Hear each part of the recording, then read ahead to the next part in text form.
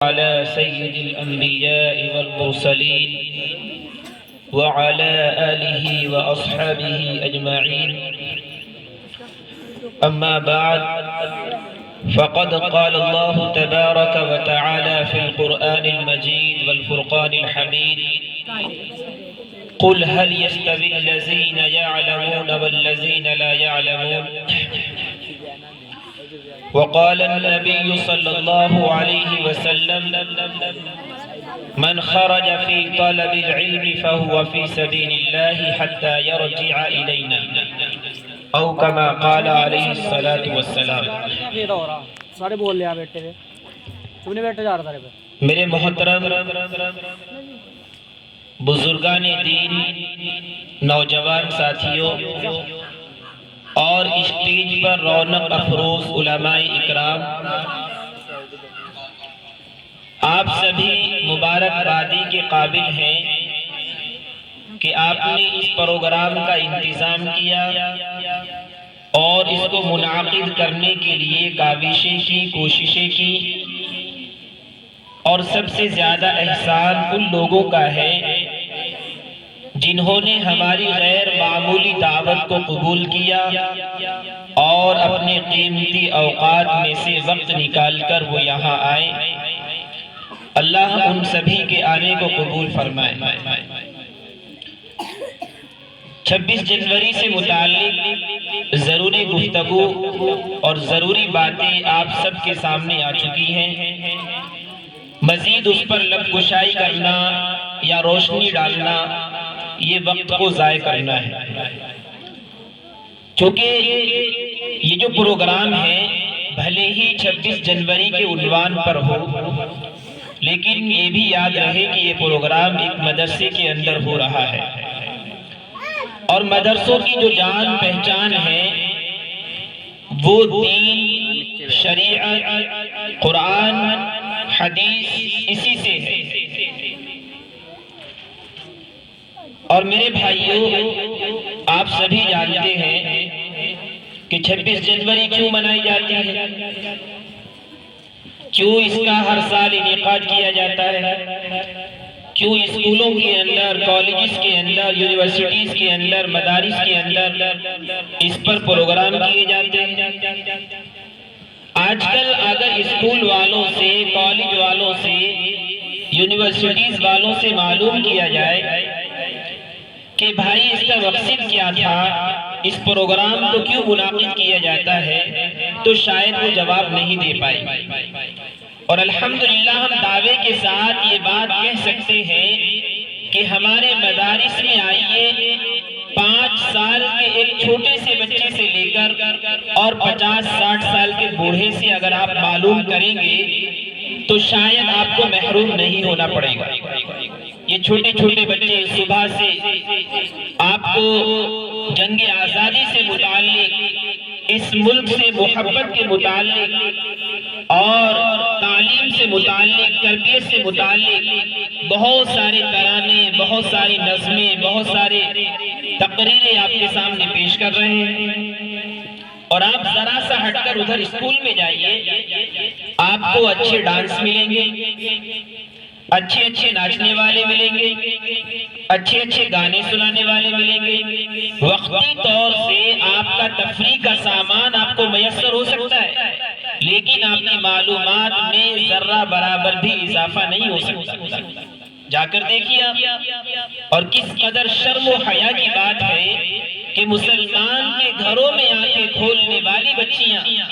جن کی عمر اس قابل ہیں کہ وہ 14 سال، 15 سال، 18 سال کی ہو چکی ہیں، جن کو شرعی اعتبار سے پردہ کرنا اور ان کے والدین کو کرانا چاہیے، آج آپ اسکولوں میں جا کر دیکھیے وہ غیروں کے سامنے اپنے نرم و نازک اعضاء کو ہلا ہلا کر دکھا رہی ہے، ڈانس کر رہی ہے. کس قدر شرمندگی کی بات ہے ہم سب کے لیے اور ان کے والدین کے لیے. میرے بھائیوں، یہ بات یاد رکھیے کہ آج بھی ان مدارس کے اندر تعلیم کا جو مستحکم نظام ہے وہ آپ کو بڑی سے بڑی یونیورسٹی، بڑے سے بڑے کالج اور بڑے سے بڑے اسکول کے اندر نہیں مل سکتا ہے. ہمارے پاس بہت سارے بچے اچھے اچھے اسکولوں کے پڑھنے والے آتے ہیں، اگر ہم ان سے چند انگلش کے ورڈ معلوم کرنا چاہے وہ بتا نہیں سکتے۔ اس کے علاوہ اسکول میں پڑھنے والے بچوں کو جہاں اسکول میں تعلیم دی جاتی ہے وہی ان کے لیے الگ سے ٹیوشن کا انتظام کیا جاتا ہے، کوچنگ کا انتظام کیا جاتا ہے۔ اور ایک طرف یہ ہمارے مدارس ہیں کہ ان کا تعلیم کا نظام اس قدر مستحکم اور مضبوط ہے کہ آپ کے بچے صبح کو 1 گھنٹہ آتے ہیں، شام کو 1 گھنٹہ آتے ہیں۔ اس کے باوجود بھی الحمدللہ آپ صبح سے دیکھ رہے ہیں کہ انہوں نے تسلی بخش کام کیا ہوا ہے،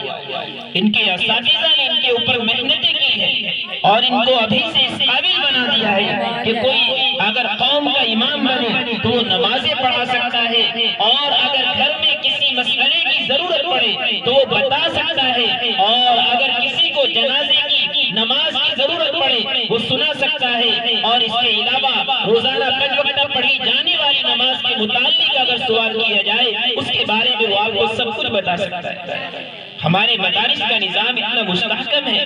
اتنا مضبوط ہے، لیکن میرے بھائیوں مسلم قوم، مسلم معاشرہ ایک طرح سے غیروں کے ہاتھوں میں اس قدر پھنس چکا ہے اور جکڑ چکا ہے کہ وہ آج اس مدرسے کو معمولی سمجھ رہا ہے، مدرسے کی تعلیم کو معمولی سمجھ رہا ہے، حالانکہ اللہ کے رسول صلی اللہ علیہ وسلم نے یوں ارشاد فرمایا کہ جو انسان اپنے گھر سے علم دین حاصل کرنے کے لیے نکلے وہ اللہ کی راہوں میں ہے۔ جیسے انسان اللہ کی راہوں میں جہاد کرتا ہے، اللہ کی راہوں میں تبلیغ کرتا ہے، اللہ کی راہوں میں قربانیاں پیش کرتا ہے، ایسے ہی وہ بچہ، وہ انسان جو اپنے گھر سے صرف اور صرف علم دین حاصل کرنے کے لیے نکلے وہ اللہ کی راہوں میں ہے۔ کب تک اللہ کی راہوں میں ہے؟ جب تک وہ اپنے گھر کی طرف واپس لوٹ کر نہ آ جائے۔ اور یہ علم دین اور اس علم دین کی آبیاری کرنے والوں کو اللہ تبارک و تعالیٰ کیا مقام عطا فرماتے ہیں۔ ایک واقعہ لکھا ہے مصر کے اندر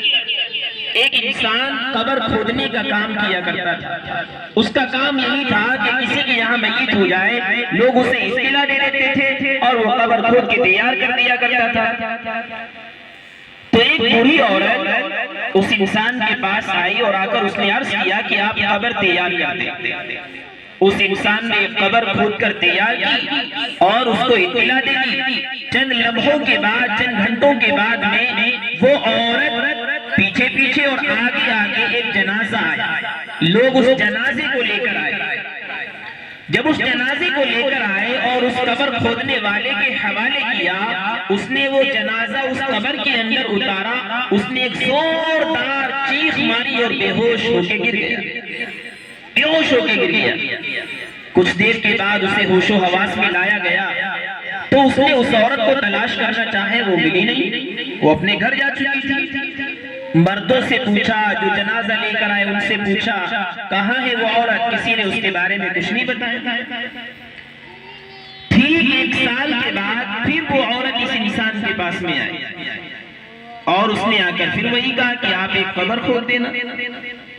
اس نے پھر سے قبر تیار کر دی، لیکن اس نے اس عورت کو اس لیے نہیں پہچانا چونکہ وہ پردے کے ساتھ پہلے آئی تھی۔ اس مرتبہ بھی جو وہ آئی ہے پردے کے ساتھ میں آئی ہے، اس نے نہیں پہچانا اس کو۔ اس کے بعد اس نے جب قبر تیار کر دی، تیار کرنے کے کچھ گھنٹوں کے بعد جنازہ آیا۔ اب جنازہ آنے کے بعد اس قبر کھودنے والے کے سپرد کیا گیا، اس نے اسے قبر میں اتارا تو اس مرتبہ یہ بے ہوش نہیں ہوا۔ پہلی مرتبہ چیخ ماری، بے ہوش ہو گیا، اس مرتبہ یہ بے ہوش نہیں ہوا۔ اس کے بعد اس نے ان لوگوں سے کہا کہ مجھے اس عورت کا پتہ بتائیے جو عورت قبر کھدوانے آئی تھی اور جس کے گھر سے یہ جنازہ آیا۔ میرے بھائیوں لوگوں نے اس کو بتایا اور لوگ پتہ دیتے دیتے دیتے دیتے یہ انسان اس کے گھر پہنچ گیا۔ اس کے گھر پہنچنے کے بعد اس انسان نے، قبر کھودنے والے نے اس عورت سے کہا کہ ذرا مجھے یہ بتائیے کہ اب سے 1 سال پہلے آپ ایک جنازے کے بارے میں آئی تھی تو میں نے جس وقت اسے قبر میں اتارا تھا تو قبر کے اندر سے قبر میرے حد نکاح تک چوڑی ہو گئی، لمبی ہو گئی، بڑی ہو گئی، اور اس قبر کو میں نے اپنی آنکھوں سے دیکھا کہ جنت کا باغیچہ بن گئی۔ میں اس منظر کو دیکھ کر تاب نہ لا سکا، برداشت نہ کر سکا، بے ہوش ہو گیا تھا۔ اور اس مرتبہ جو 1 سال کے بعد یہ جنازہ آیا ہے، اس مرتبہ میں نے پھر وہی منظر دیکھا، لیکن اس مرتبہ میں بے ہوش نہیں ہوں کہ قبر جو ہے اپنے کشادہ ہو گئی، اور اس کے بعد میں جو ہے وہ جنت کا باغیچہ بن گئی۔ آخر یہ دونوں لوگ کون تھے؟ کن کا جنازہ تھا؟ کیا ان کا عمل تھا؟ اس عورت نے کہا کہ جانے دو، مت پوچھو۔ اس نے کہا کہ نہیں، بتانا تو پڑے گا۔ تو اس عورت نے بتایا کہ 1 سال پہلے جس بچے کا انتقال ہوا تھا وہ میرا بچہ تھا، اور وہ علم دین حاصل کیا کرتا تھا۔ اس کا علم دین حاصل کرتے کرتے انتقال ہو گیا، چنانچہ جب آپ نے اسے قبر میں اتارا تو اس علم کی برکت سے اللہ تبارک و تعالیٰ نے اس کی قبر کو جنت کا باغیچہ بنا دیا، اور اس قبر کو حق نگاہ تک وسیع کر دیا۔ کہا ٹھیک ہے، وہ تو علم دین حاصل کیا کرتا تھا، لیکن یہ جو بعد میں جنازہ آیا ہے یہ کیا کیا کرتا تھا؟ کہا یہ اس کا بڑا بھائی تھا، یہ بچپن میں علم دین حاصل نہیں کر سکا تھا، علم نہیں سیکھ سکا تھا، قرآن کا حافظ نہیں بن سکا تھا، لیکن اس نے ایک کام کیا، اس نے اپنے چھوٹے بھائی سے یوں کہہ رکھا تھا کہ آپ کا کام علم دین حاصل کرنا ہے، اور آپ کی کفالت کرنا، آپ کے رہن سہن کا انتظام کرنا، آپ کے اخراجات کو پورا کرنا، یہ میری ذمہ داری۔ لہٰذا یہ کما کے لایا کرتا تھا، اس پہ خرچ کیا کرتا تھا، وہ علم دین حاصل کیا کرتا تھا۔ اللہ نے اس کو علم دین کی برکت سے یہ مقام عطا فرمایا، اور اس دوسرے والے کو اللہ نے یہ مقام عطا فرمایا ہے، یہ اس وجہ سے عطا فرمایا ہے کہ ایک طالب علم کی کفالت کیا کرتا ہے۔ تو میرے بھائیوں، عرض کرنے کا مقصد یہ ہے، آج آپ کی بستی کے اندر یہ مکتب قائم ہوا ہے جسے ابھی صرف 3 مہینے ہوئے۔ اتنے کم مدت کے اندر یہاں اس طرح کے طلبہ تیار ہو گئے کہ الحمدللہ بہترین تلفظ کے ساتھ میں وہ قرآن مقدس پڑھ رہے ہیں، بہترین انداز میں وہ نعتیں پڑھ رہے ہیں، بہترین لب و لہجے کے ساتھ میں وہ ترانے گنگنا رہے ہیں۔ آپ اندازہ لگائیے 3 مہینے کے اندر اگر اس کا یہ رزلٹ ہے تو آنے والے چند سالوں میں اس کا کیا رزلٹ ہوگا۔ لیکن میرے بھائیوں، ضرورت اس بات کی ہے کہ آج جو یہ مدارس ہیں جن کو بعض لوگ غلط نظروں سے دیکھتے ہیں، اور بعض لوگ یوں کہتے ہیں کہ جگہ جگہ دکانیں کھلی ہوئی پڑی ہیں، یاد رکھیے اگر یہ مدارس بند ہو گئے یا ان مدارس کے سلسلے کو چند سالوں کے لیے بند کر دیا گیا تو یاد رکھیے آنے والی جو ہماری نسلیں ہیں آپ انہیں پہچان نہیں پائیں گے، وہ نماز نہیں پڑھ پائیں گے، وہ اپنے محمد کا نام نہیں بتا پائیں گے، اللہ اور اس کے احکامات کو نہیں سیکھ پائیں گے، اور ایک دن آئے گا ارتداد کی ایک ہوا چلے گی، ارتداد کی ایک لہر آئے گی، اور ان تمام قوم کا جو مستقبل ہے ان کو وہ اپنے آغوش میں لے کر ہلاک و برباد کر دے گا۔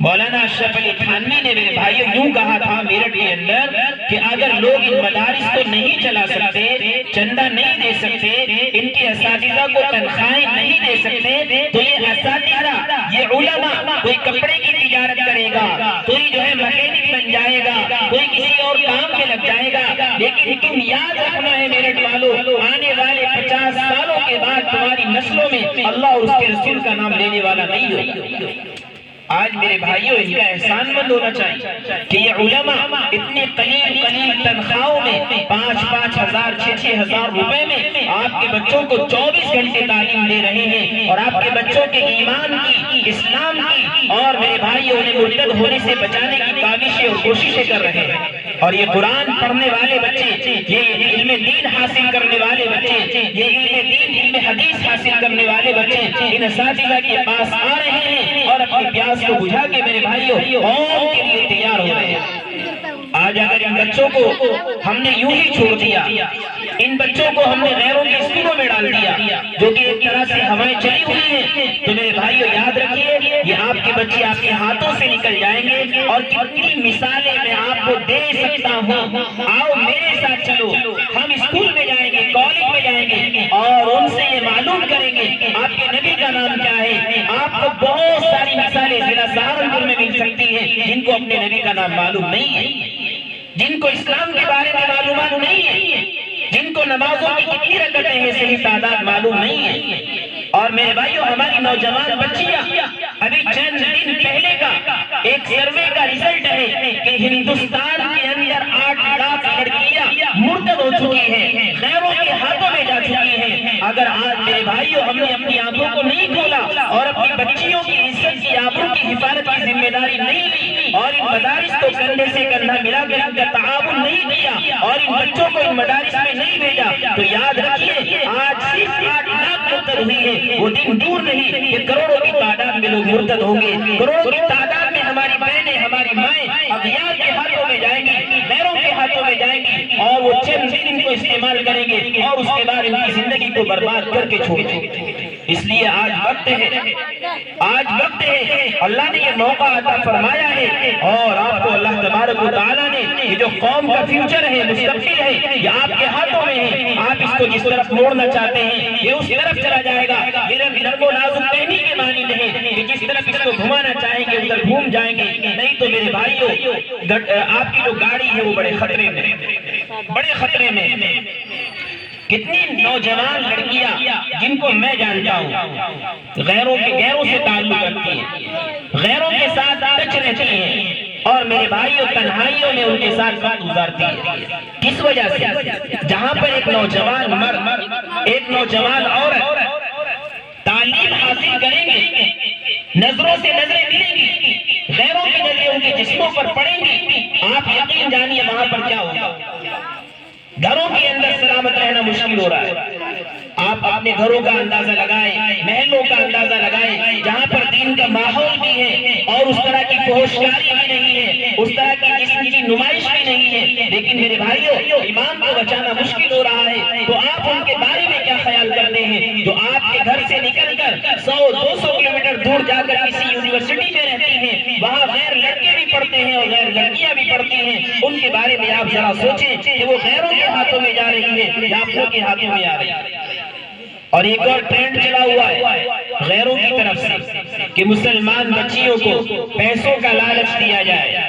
حکومتیں ان کی مراعات کر رہی ہے, ان کی رعایتیں کر رہی ہے, انہیں بہت سارے پیسے دے رہی ہے. اور وہ لڑکے آگے کیا کرتے ہیں, مسلمان بچیوں کو اپنے چنگل میں پھنساتے ہیں, اپنے جال میں پھنساتے ہیں اور چند دن ان کے ساتھ میں ان کے جسم سے کھیلتے ہیں اور پھر جس طرح ٹیشو پیپر کو استعمال کر کے ڈال دیا جاتا ہے اس طرح وہ لڑکیوں کی زندگیوں کو برباد کر کے اپنا راستہ آگے کا طے کرتے ہیں. اور یہ لڑکیاں نہ میرے بھائی اپنے گھر میں منہ دکھانے لائق رہتی ہے, نہ اپنے معاشرے میں منہ دکھانے لائق رہتی ہے اور نہ اپنی برادری میں منہ دکھانے لائق رہتی ہے. اور ایک دن وہ آتا ہے کہ خودکشی کرنے پر مجبور ہو جاتی ہے.